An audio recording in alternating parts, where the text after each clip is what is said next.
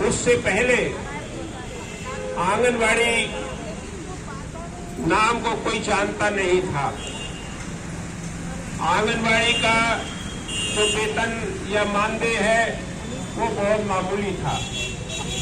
जैसा कि अभी बताया कि जब पहला ज्ञापन आपकी एसोसिएशन ने दिल्ली में जाकर मंत्रालय में दिया तो मंत्रालय के अधिकारियों ने कहा कि अरे ये महंगे तो हम पहली बार सुन रहे हैं।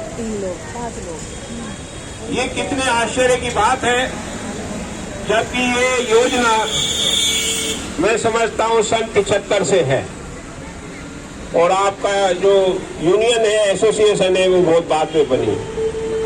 आंगनबाड़ी बहनें अपने अधिकारियों से डरती थी, उनके घर में चौका वासन करती थी, उनके बच्चों को, सुपरवाइजर के बच्चों को खिलाया करती थी और उनका सारा पोषाहार या जो कुछ भी मिलता था वो सुपरवाइजर बाजार में बेच दिया करती थी।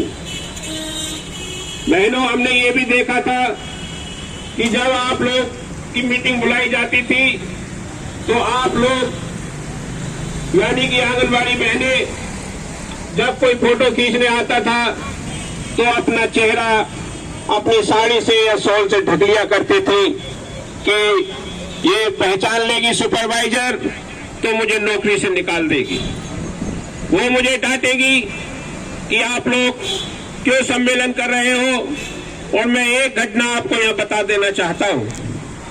जब मुरादाबाद के अंदर पहली बार संगठन का निर्माण हुआ,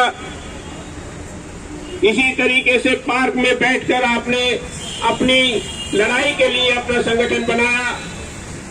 उसकी पहली अध्यक्ष का चुनाव किया, सचिव का चुनाव किया, पूरी कमेटी बनाई, इसकी भनक विभाग को लग गई।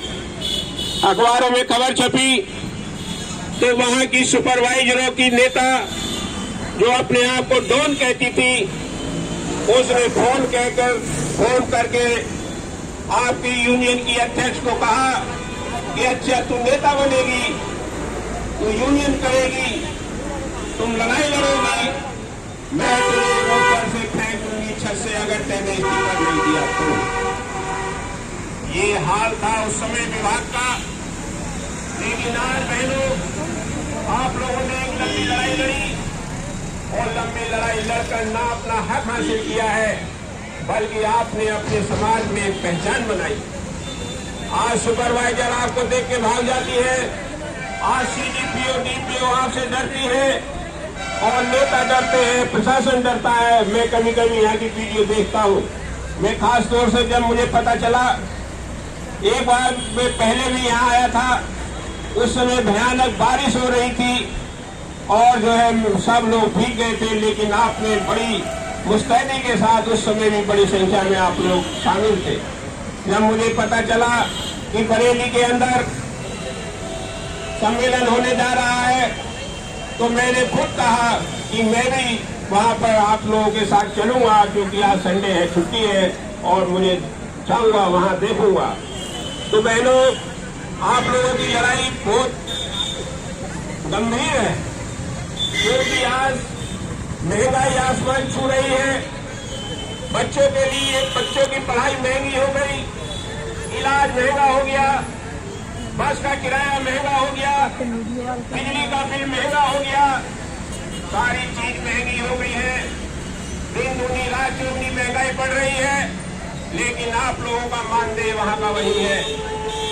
दूसरी बात, आप लोग परमानेंट काम करते हैं, आप लोग दिन रात काम करते हैं, आप लोगों को गली गली मोहल्ले मोहल्ले जाना पड़ता है, आपकी सुरक्षा आपकी खतरे में रहती है। तमाम तरीके के लोग तमाम तरीके की बातें कहते हैं। तो बहनों, आपके मानदेय में वृद्धि होना बहुत जरूरी है।